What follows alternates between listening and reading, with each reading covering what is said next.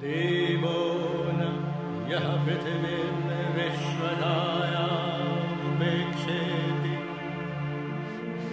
हितमित्रो न राजा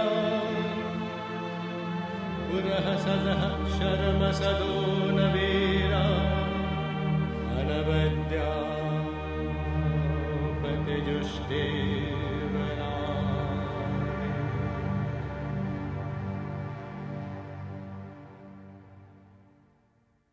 Above the cherished head of Satyavan, she saw not now fate's dark and lethal hold. A golden circle round a mystic sun disclosed to her newborn predicting sight the cyclic rondure of a sovereign life.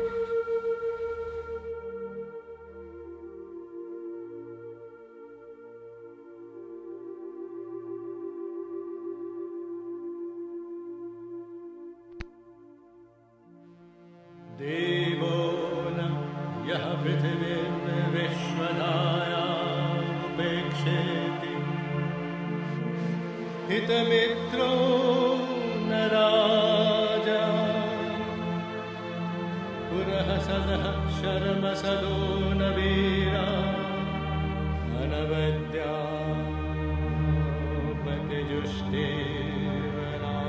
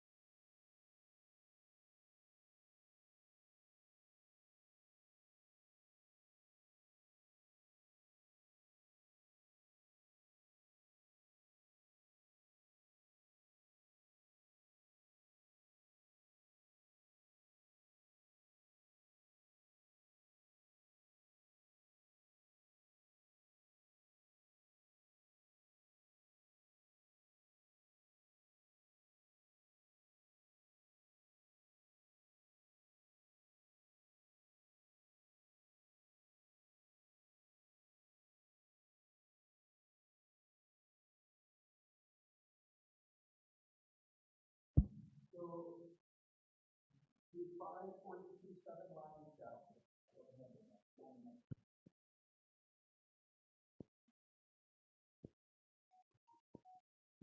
542. Yeah.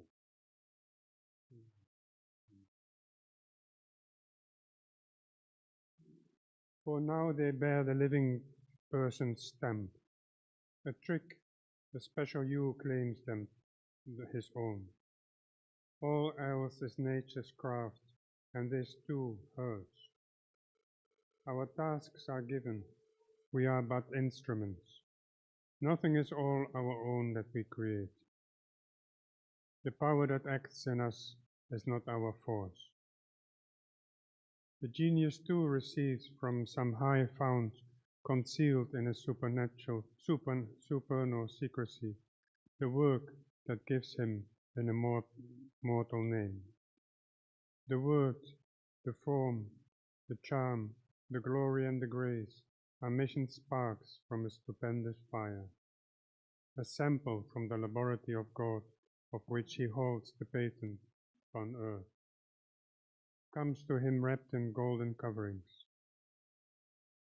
He listens for inspiration's postman's knock and takes delivery of the priceless gift, a little spoiled by the receiver mind or mixed with the manufacture of his brain. When last defaced, then it is most divine. Although his ego claims the world for its use, man is a dynamo for the cosmic work. Nature does most in him, God the high rest. Only his soul's acceptance is his own. His independent, once a power supreme, self-born before the universe was made, accepting cosmos, binds himself, nature's serf, till he becomes her freedman or God's slave.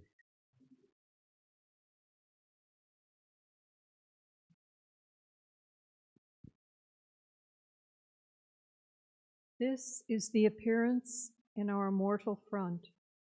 Our greater truth of being lies behind. Our consciousness is cosmic and immense, but only when we break through matter's wall, in that spiritual vastness, can we stand where we can live the masters of our world, and mind is only a means and body a tool.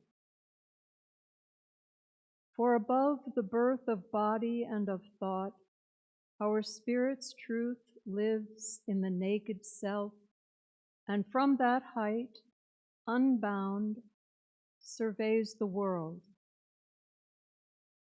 Out of the mind she rose to escape its law, that it might sleep in some deep shadow of self, or fall silent in the silence of the unseen.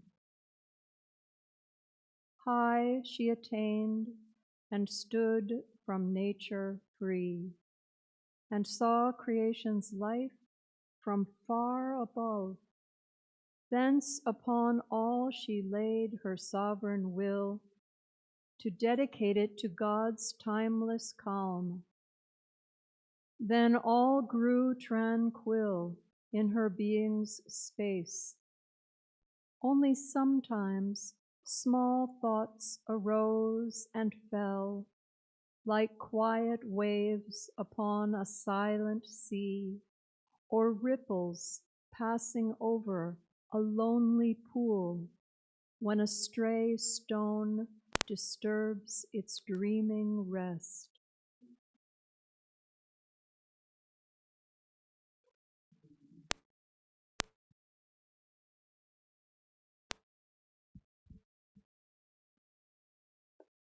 Yet the mind's factory had ceased to work.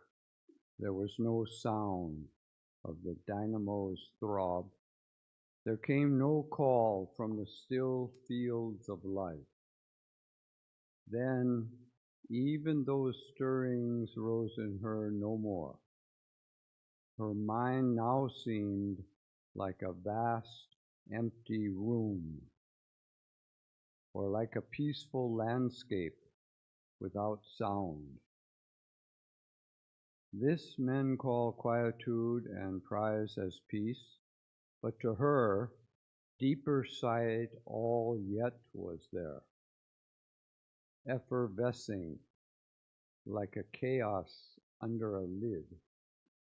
feelings, and thoughts, cried out for word and act, but found no response in the silenced brain. All was suppressed, but nothing yet expunged.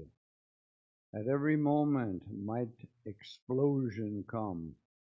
Then this too paused. The body seemed a stone.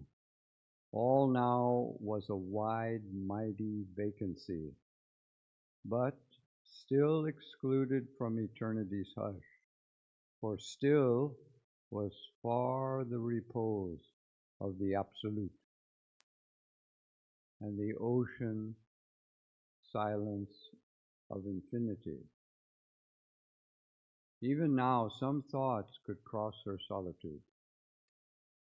These surged not from the depths or from within, cast up from formlessness to seek a form, spoke not the body's need nor voiced life's call.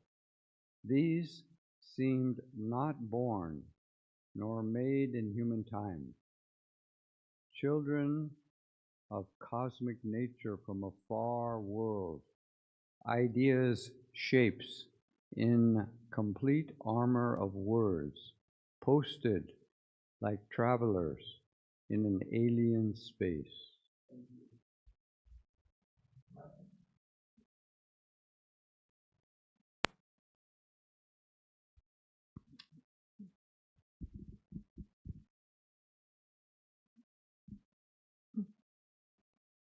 Out of some far expanse they seem to come, as if carried on vast wings like large white sails, and with easy access reach the inner ear, as though they used a natural, privileged right to the high royal entries of the soul.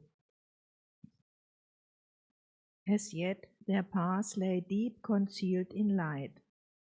Then looking to know whence the intruders came, she saw a spiritual immensity, pervading and encompassing the world space, as ether or transparent tangible air, and through it sailing tranquilly a thought.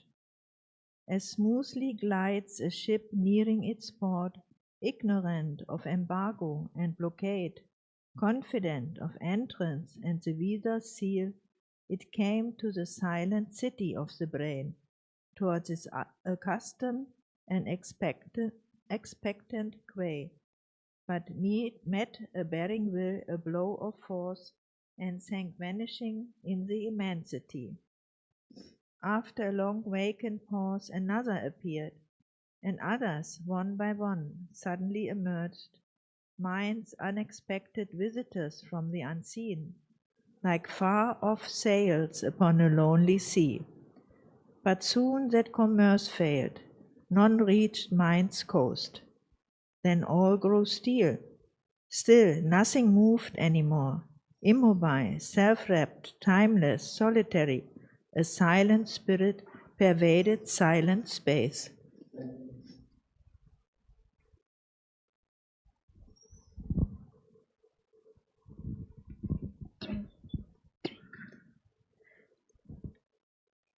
In that absolute stillness, bare and formidable, there was glimpsed an all-negating void supreme that claimed its mystic nihil's sovereign right to cancel nature and deny the soul.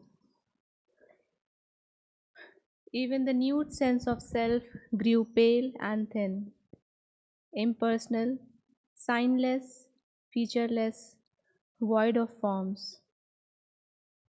A blank, pure consciousness had replaced the mind.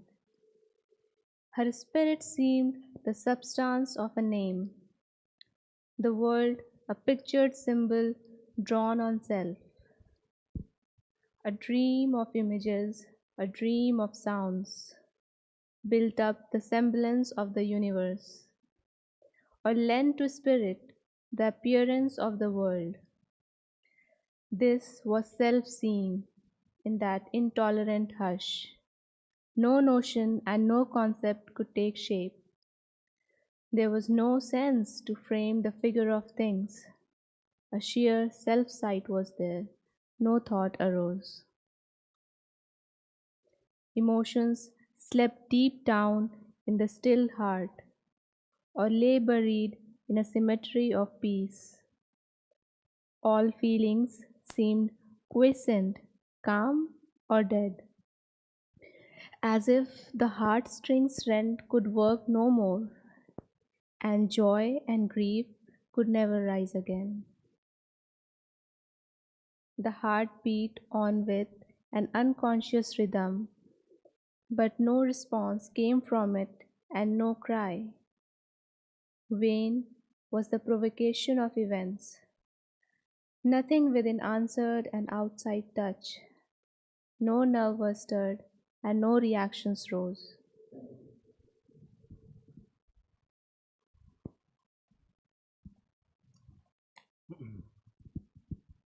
Yet still her body saw and moved and spoke. It understood without the aid of thought. It said whatever needed to be said. It did whatever needed to be done. There was no person there behind the act, no mind that chose or passed the fitting word. All wrought like an unerring apt machine, as if continuing old habitual turns. And pushed by an old unexhausted force, the engine did the work for which it was made. Her consciousness looked on and took no part. All it upheld and nothing had a share. There was no strong initiator will, an incoherence crossing a firm void. Slipped into an order of a related chance, a pure perception was the only power that stood behind her action and her sight. If that retired, all objects would be extinct. Her private universe would cease to be. The house she had built with bricks of thought and sense. In the beginning, after the birth of space,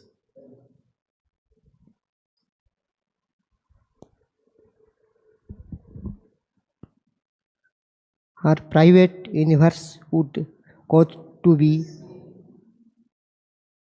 This singing was identical with the scene. It knew without knowledge all that could be known.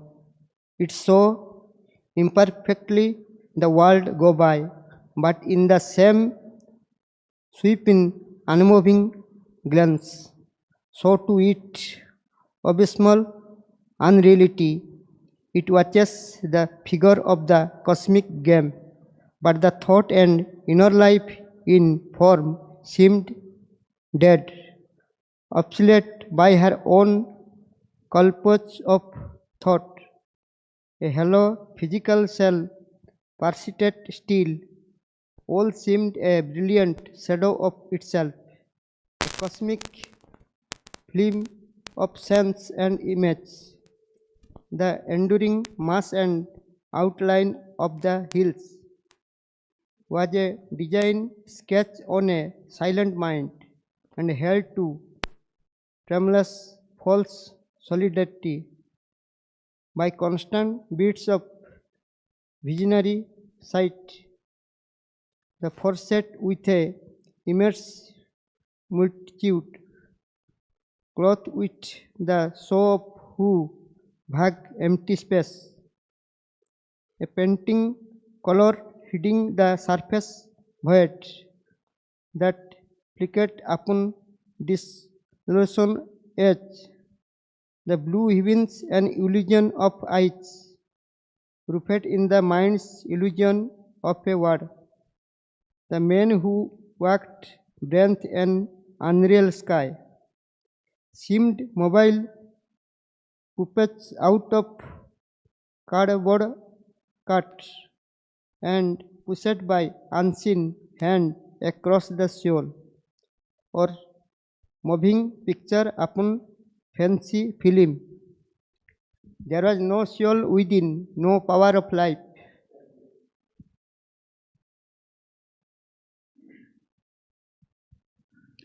The brain's vibrations that appear like thought, the nerves' brief answer to each contact's knock, the heart's quiverings felt as joy and grief and love. We are twisting of body, they are seeming self, that body forged from atoms and from gas, a manufactured lie of Maya's make. Its life a dream seen by the sleeping void. The animals alone are trooping through the glades, fled like a passing vision of a beauty and a grace, imagined by some all-creating eye. Yet something was there behind the fading scene. Whatever she turned, at whatever she looked, it was perceived, yet hid from mind and sight.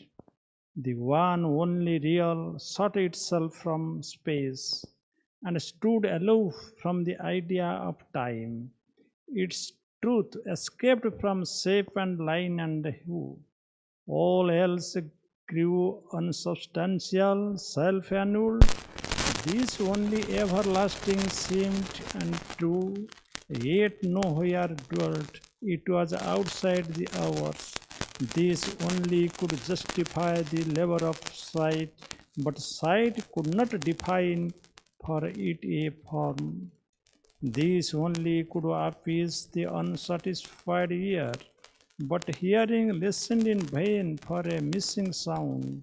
This answered not the sense, called not to mind. It made her as the uncut, inaudible voice that speaks forever from the unknowable. It made her like an omnipresent point, pure of dimensions, unfixed, invisible.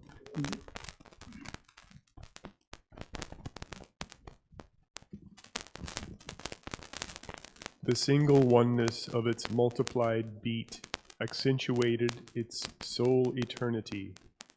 It faced her as some vast naught's immensity, an endless no to all that seemed to be, an endless yes to things ever unconceived, and all that is unimagined and unthought, an eternal zero or untotaled aught. A spaceless and placeless infinite, yet eternity, infinity seemed but words vainly affixed by mind's incompetence to its stupendous lone reality. The world is but a spark burst from its light, all moments flashes from its timelessness, all objects glimmerings of the bodiless that disappear from the mind that is seen. It held as if a shield before its face, a consciousness that saw without a seer. The truth where knowledge is not nor knower nor known, the love enamored of its own delight, in which the lover is not nor the beloved, bringing their personal passion into the vast, the force omnipotent in quietude, the bliss that none can ever hope to taste. It canceled the convincing cheat of self. A truth in nothingness was its mighty clue.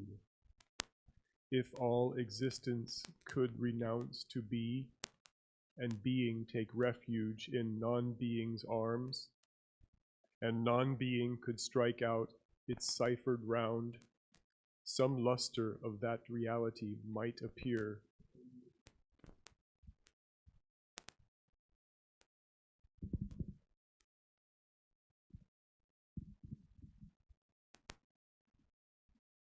A formless liberation came to her. Once sepulchred alive in brain and flesh, she had risen up from body, mind and life. She was no more a person in a world. She had escaped into infinity. What once had been herself had disappeared. There was no frame of things, no figure of soul.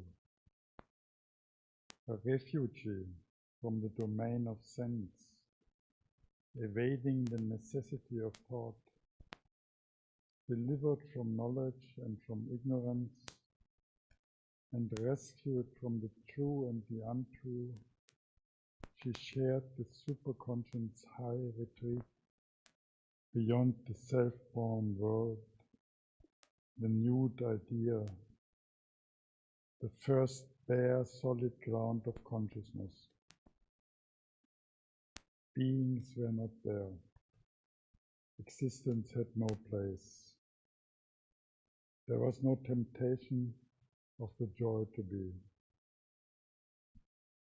Unutterably effaced, no one and null, a vanishing vestige like a violent trace, a faint record merely of a self now past. She was a point in the unknowable. Only some last annulment now remained. Annihilation's vague, indefinable step. A memory of being still was there and kept her separate from nothingness. She was in that, but still became not that.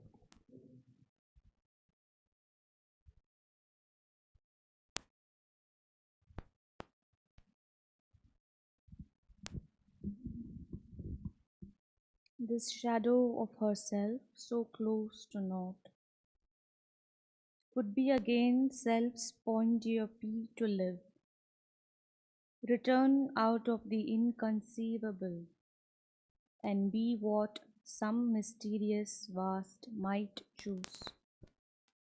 Even as the unknowable decreed, she might be naught, or new become the all. Or if the omnipotent nihil took a shape, emerge as someone and redeem the world. Even she might learn what the mystic cipher held. This seeming exit or closed end of all could be a blind tenebrous passage screened from sight. Her state the eclipsing shell of a darkened sun on its secret way to the ineffable. Even now her splendid being might flame back out of the silence and the nullity, a gleaming portion of the all-wonderful, a power of some all-affirming absolute, a shining mirror of the eternal truth, to show to the one in all its manifest face, to the souls of men their deep identity. Or she might wake into God's quietude beyond the cosmic day and cosmic night, and rest appeased in his white eternity. But this was now unreal, or remote, or covered in the mystic fathomless blank. In infinite nothingness was the ultimate sign, or else the real was the unknowable. A lonely absolute negated all. It effaced the ignorant world from its solitude and drowned the soul in its everlasting peace.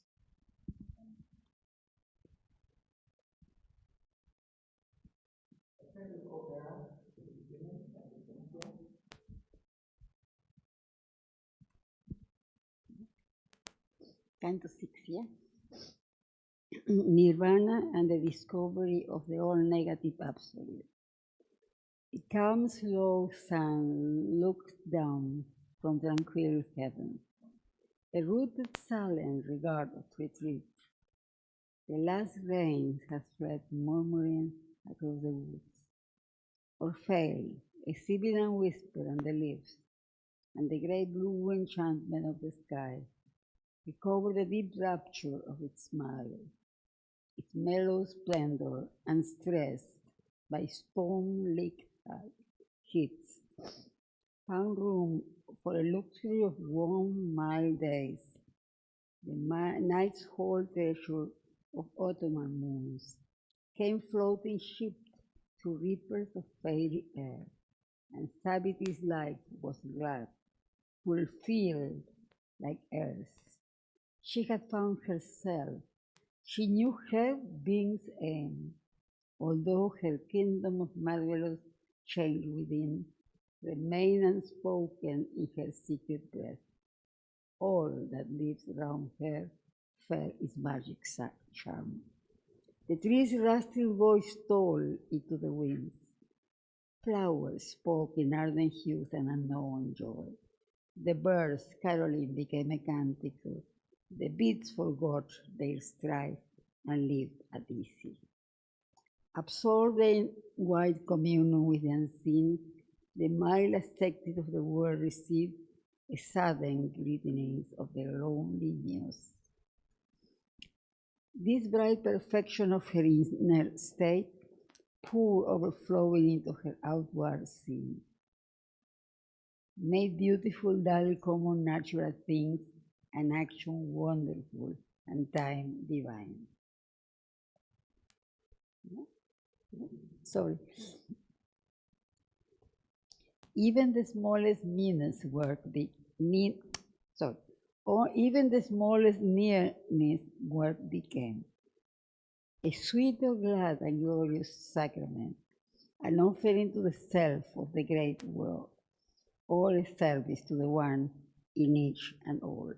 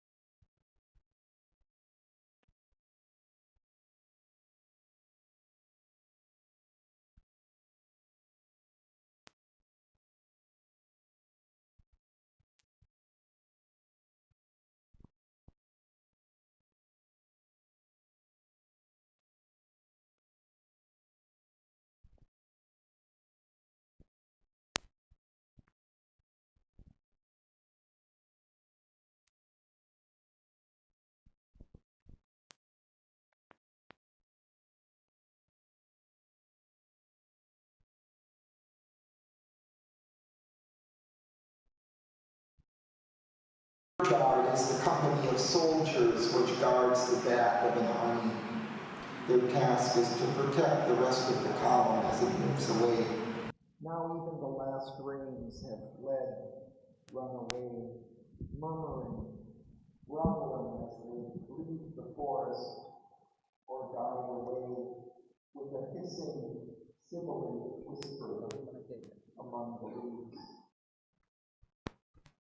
Now autumn has arrived and occupied the pine field. The sun is calm and not too hot as it moves slowly through tranquil heavens, peaceful skies.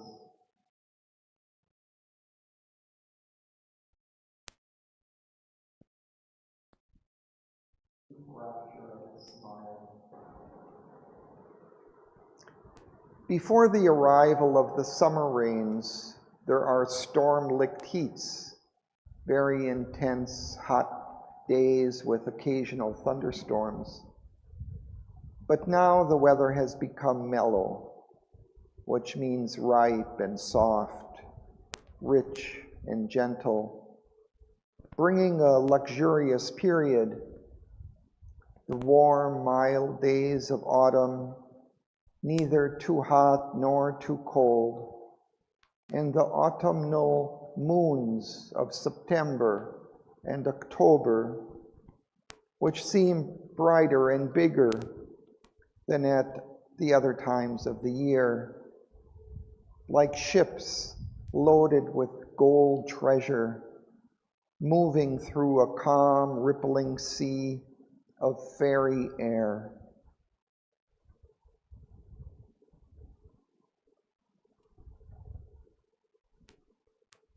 And in correspondence with the beautiful season, Savitri too feels glad and fulfilled, calm and untroubled. She has found her soul. She knows her mission and her aim.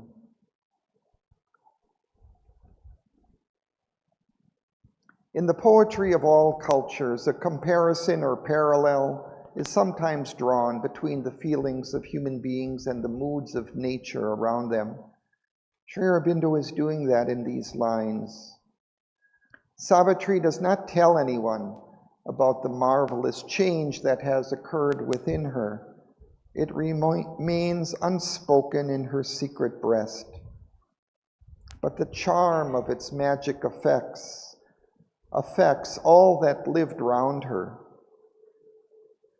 The sounds of the gently moving leaves of the forest trees seem to be spreading the news of Savitri's inner change, whispering about it to the winds.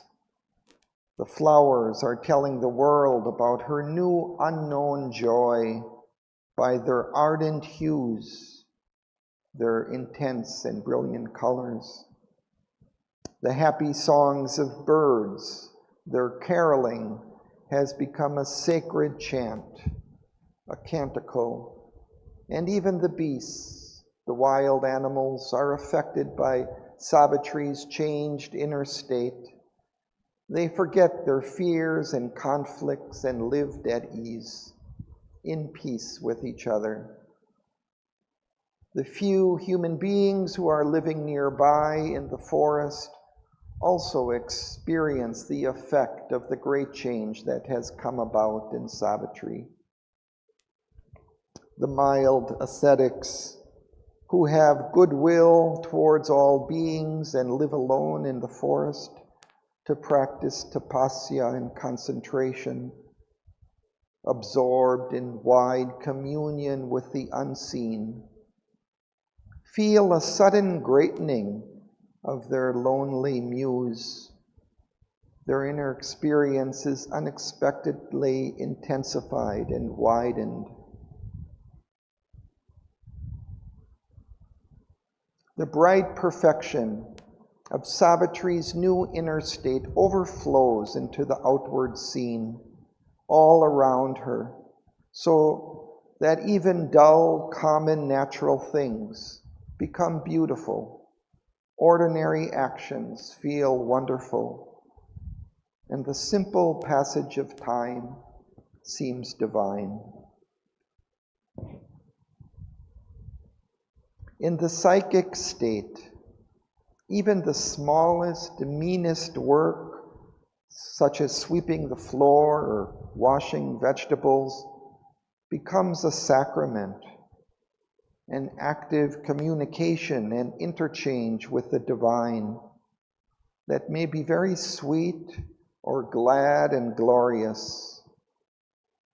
Every little action may be experienced as an offering to the self of the great world, or as a service to the One, the divine inhabitant, living within each individual thing and the entire universe.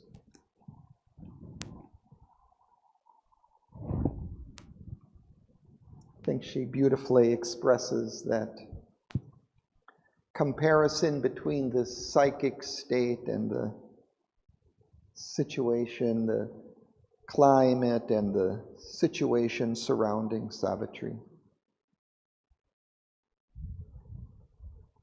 So let's continue.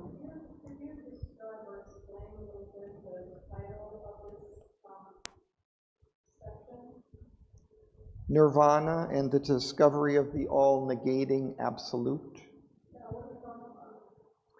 So we're talking about the state of consciousness that Savitri is going to enter in the canto. Here, this is kind of a prologue to that. It's still describing kind of her psychic state, living in her soul. But that is going to change as the canto proceeds, and she's going to enter into a state of being which seems to be a negation of all experience, of all nature, of all sense of self. And it's going to arise, as we'll see, beginning with a kind of a very dark state in which she seems as if she's going to be swallowed up in some darkness, some negation of herself, of the world. But that's going to also change, and she's going to kind of see it from above in her higher self that transcends nature, kind of looking down upon nature and seeing that nature below as kind of a transient unreality. So there's going to be some shifts in the perspective from which Savitri is looking at things in the course of the canto.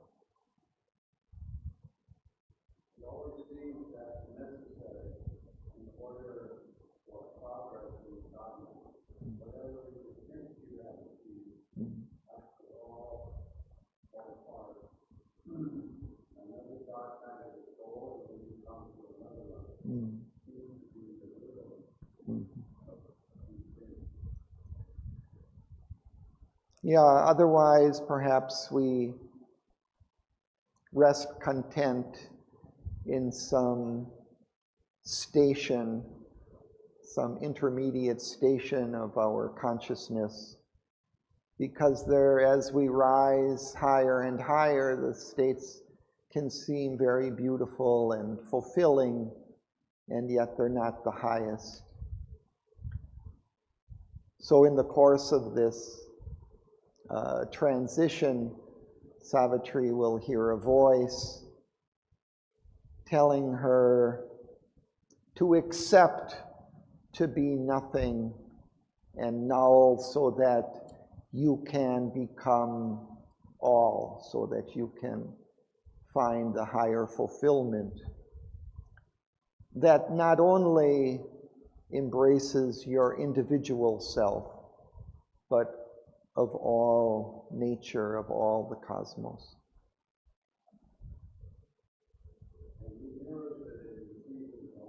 Mm. Mm. Mm. Yeah, there are always these cyclic turns.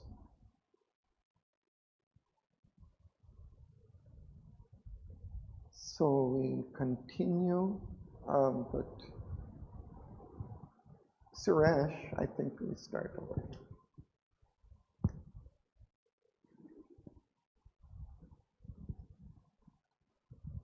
A light invaded all from her being's light. Her heartbeat's dance communicated bliss. Happiness grew happier, shared with her by her touch, and grief some solace found when she drew near. Above the cherished head of Satyavan, she saw not now fate's dark and little orb. A golden circle round a mystic sun disclosed to her newborn predicting sight, the cyclic rondure of a sovereign life. In her visions and deep-etched veridical dreams, in brief shiftings of the future's heavy screen, he lay not by a dolorous decree, a victim in the dismal antro of death, or borne to blissful regions far from her, forgetting the sweetness of earth's warm delight, forgetting the passionate oneness of love's clasp, absorbed in the self-wrapped immortal's bliss. Always he was with her, a living soul that met her eyes with close, enamored eyes, a living body near to her body's joy. But now no longer in these great wild woods, in kinship with the days of bird and beast, and livered to the bareness of earth's brown breast, but mid the sinking high-built lives of men, in tapestried chambers and on crystal floors, in armored town, on gardened pleasure walks, even in dust distance closer than her thoughts, body to body near, and soul near to soul, moving as if by a common breath and will, they were tied in the single circling of their days, together by love's unseen atmosphere, inseparable like the earth and sky. Thus for a while she trod the golden path. This was a sun before abysmal night. Thank you.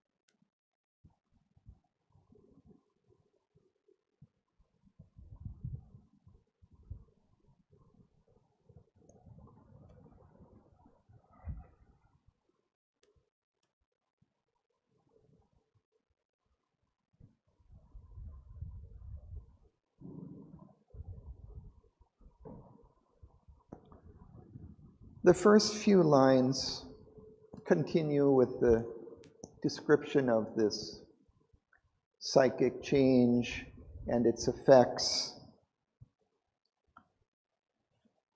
But after that first sentence, it speaks about her foreknowledge, or kind of a foresight of her life with Satyavan, kind of a prophetic view of the culmination kind of their life. It's quite interesting that she has this experience coming with the psychic change within her. It's as if she's able to see now into the future. And now she sees no longer this kind of dark fate awaiting Satyavan, his impending death, but she sees instead the cyclic grandeur of a sovereign life. So she sees a kind of a fulfillment, a full circle, a full complete life, and a sovereign life, a kingly life. It says, in brief shiftings of the future's heavy screen, he lay not by a dolorous decree, a victim in the dismal anther of death, or borne to blissful regions far from her, forgetting the sweetness of earth's warm delight, forgetting the passionate oneness of love's clasp, absolved in the self-wrapped immortal's bliss. So we see only at the end of the book that Savitri escapes from death's grasp, but also from the grasp of this divine being who intends to keep her in, or keep him in heaven, living a blissful life there, perhaps with her, but still removed from earth. But now she foresees a life with Satyavan on earth.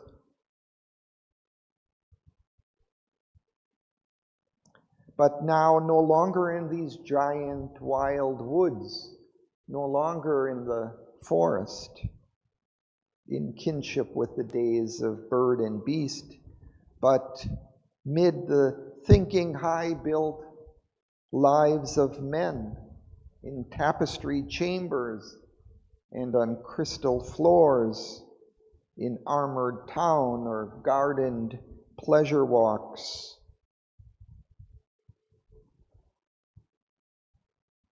She sees them living a life, I think, of king and queen on earth in the future. Inseparable, like the earth and sky.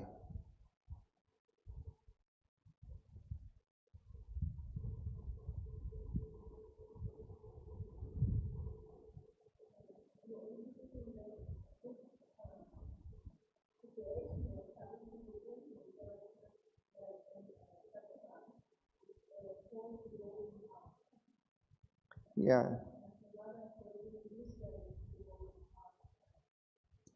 Like the sunlit path.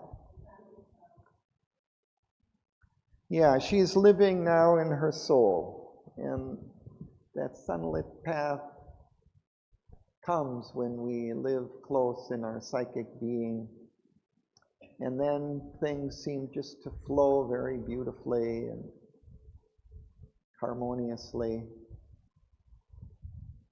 So she's in that state still.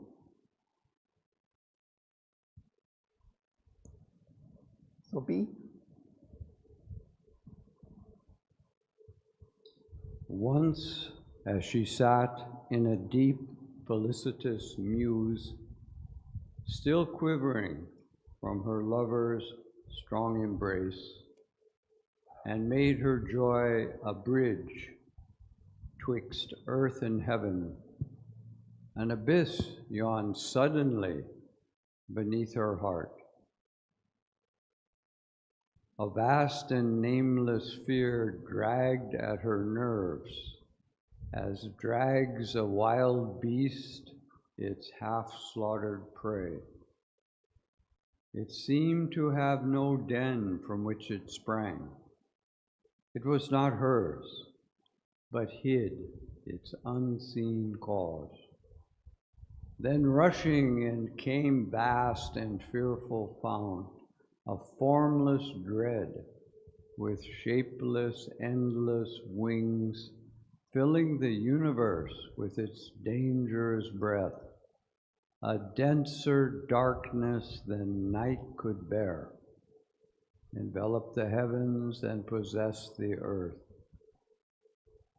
A rolling surge of silent death it came, curving round the far edge of the quaking globe, facing heaven with its enormous stride. It willed to expunge the choked and anguished air and end the fable of the joy of life. It seemed her very being to forbid, abolishing all by which her nature lived, and labored to blot out her body and soul, a clutch of some half-seen invisible, an ocean of terror and sovereign might, a person and a black infinity. Thank you.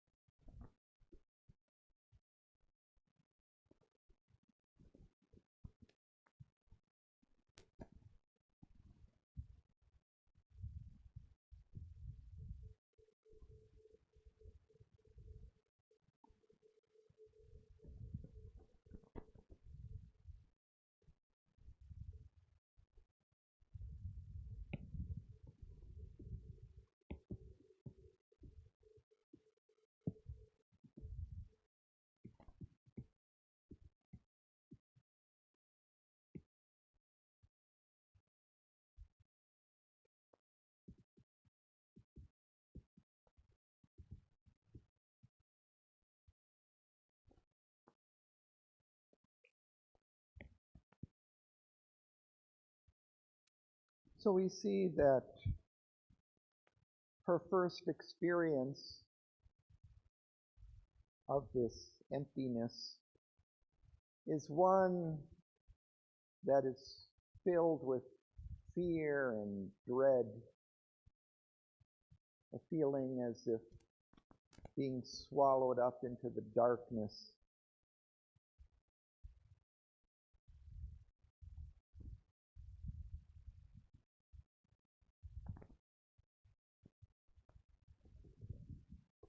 A vast and nameless fear dragged at her nerves as drags a wild beast its half-slaughtered prey. A formless dread with shapeless, endless wings, filling the universe with its dangerous breath, a denser darkness than night could bear, enveloped the heavens and possessed the earth. A rolling surge of silent death it came. So it seems almost kind of a foreshadowing of her encounter with the god of death. Here it almost seems as if he's kind of approaching her experience.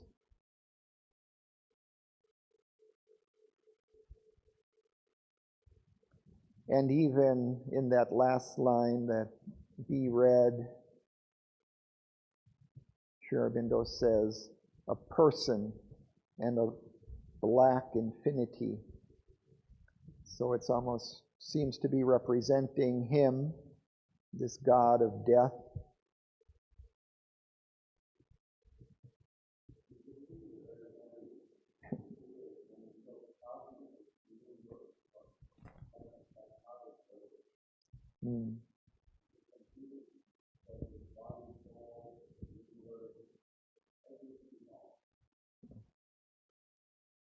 Yeah, everything it negates all. Everything, all that you experience, it's going to end. There is nothing. Nothingness is the reality. This is all an illusion. So that's what death will try to convince Savitri of later.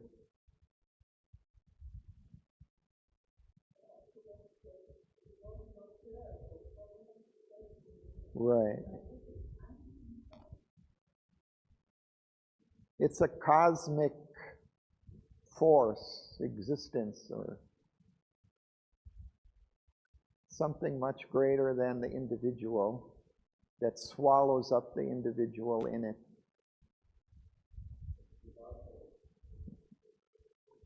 Yeah, it's kind of the shadow of God, a dark infinity.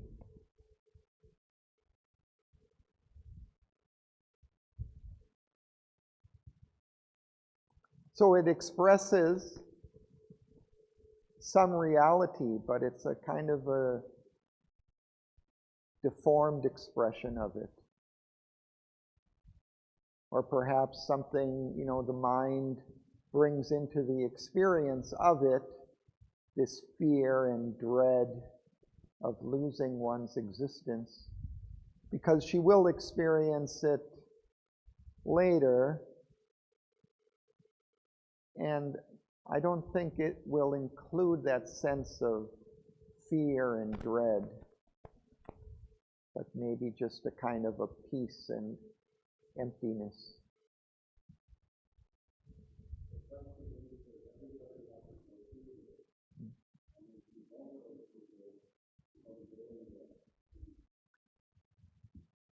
Well, I think it depends.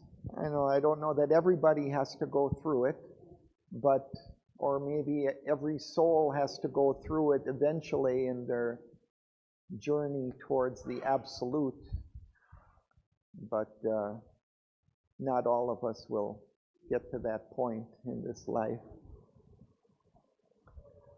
But it's something I think we all maybe experience something of it, some, reflection of it or some shadow of it. When we feel, that finality of death and it hits us strongly, we may feel something of it. Huh? Something of nothing, yeah. Yeah, it's some experience of this nothingness. I don't think it's the absolute reality, but it's one face one expression that it takes, but not the only one.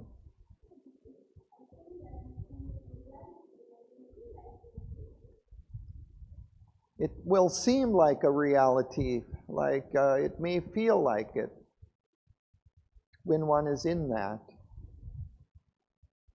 But then it may change. The experience may change. And it may fill. Right. Life can fill it, that emptiness.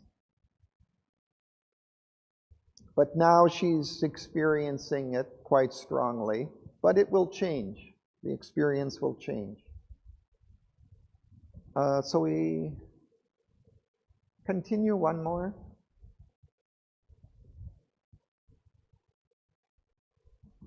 It seemed her very being to forbid, abolishing all by which her nature lived, and labored to blot out her body and soul. A clutch of some half seem invisible, an ocean of terror and of sovereign might, a person and a black infinity. It seemed to cry to her, without thought or word, the message of its dark eternity and the awful meaning of its silences. Out of some sullen monstrous vast arisen, out of an abysmal deep of grief and fear, imagined by some blind, regardless self, a consciousness of being without its joy, empty of thought, incapable of bliss, that felt like blank and nowhere found a soul. A voice to the dumb anguish of the heart conveyed a stark sense of unspoken words. In her own depths she heard the unuttered thought that made unreal the world and all life meant. Who art thou who claims thy crown of separate birth, the illusion of thy soul's reality, and personal Godhead on an ignorant globe, in the animal body of imperfect man? Hope not to be happy in a world of pain, and dream not listening to the unspoken word and dazzled by the inexpressible ray, transcending the mute superconscious realm, to give a body to the unknowable, or for a sanction to thy heart's delight, to burden with bliss the silence still supreme, profaning its bare and formless sanctity, or call into thy chamber the divine, and sit with God, tasting a human joy. Thank you.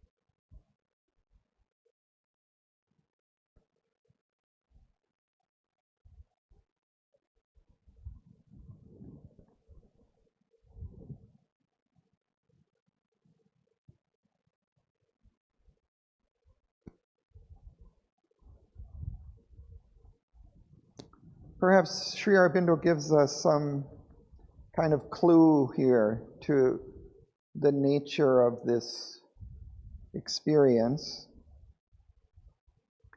when he says, it's imagined by some blind, regardless self, a consciousness of being without its joy, empty of thought, incapable of bliss.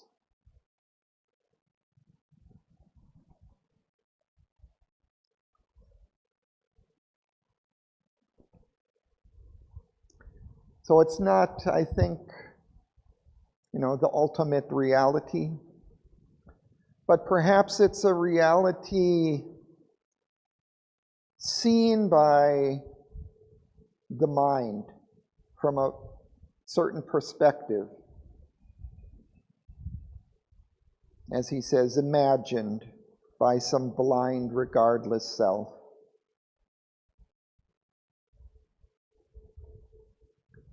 And it's a perspective of the consciousness, perhaps of Satchidananda or something, of existence without joy, empty of thought, incapable of bliss. It's a certain aspect of the reality, but it's missing the joy. It's missing, the fullness of its existence. Yeah. Here he's saying it's a consciousness of being without its joy. But I think it's it's an aspect, or it's a consciousness looking at things, but not complete.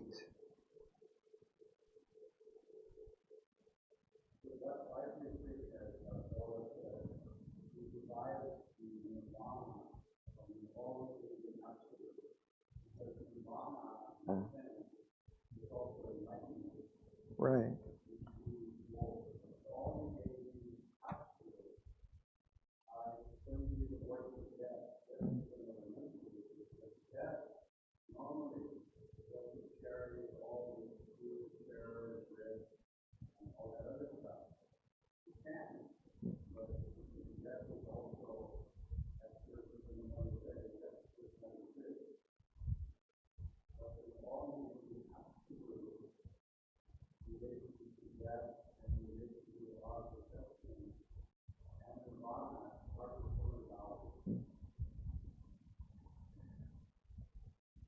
Yeah, I think the way that I would look at it is that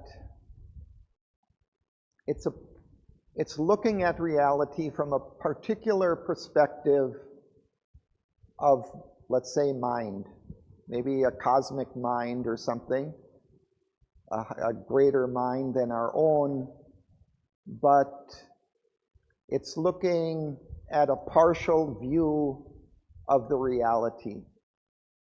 Like Sri Aurobindo will refer to death later as the mind of night, right? So it takes on a kind of a consciousness. It's maybe even a living being, a kind of a great asura, but it sees existence from a particular perspective that's not complete. And it brings with it, as a result, a lot of bad consequences.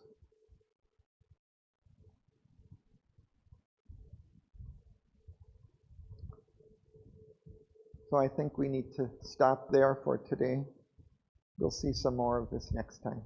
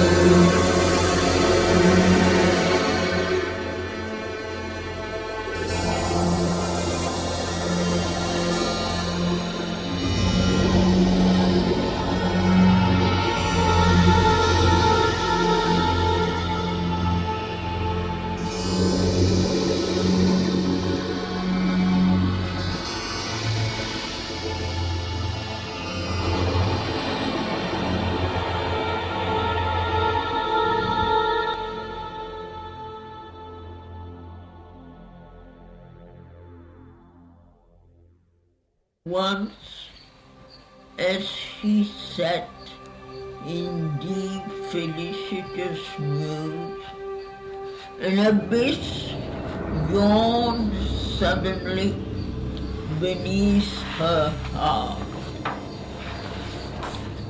A formless dread with shapeless, endless wing, filling the universe with its dangerous breath. A denser darkness than the night could bear enveloped the heavens and possessed the earth.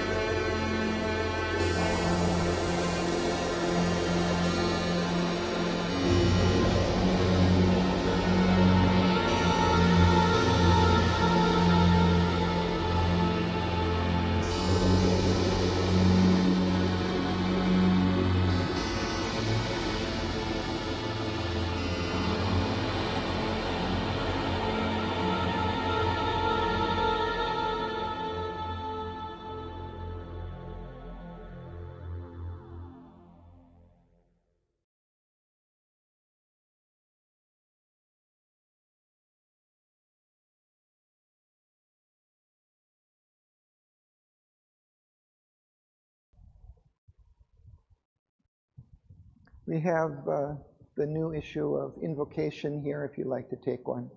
You're welcome.